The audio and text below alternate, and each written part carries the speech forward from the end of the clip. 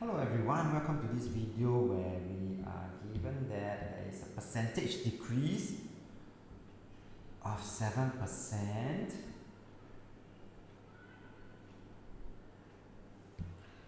and it dropped to 62 kg.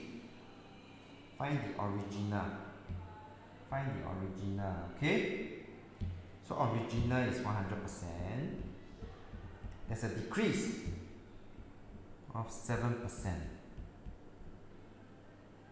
and therefore this will be equals to 93%. So now I know my 93% is represented by 62 kg. Okay, highlight in green.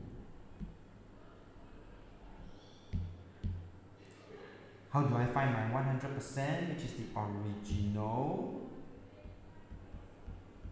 mass? I need to find what is my 1%. So I divide by 93 first. After that, I multiply by 100. That will give me 66.667 kg. When I round it off to 5 significant figure, final answer to be given in 3 significant figure, and therefore the original mass equals to 66.7 kg.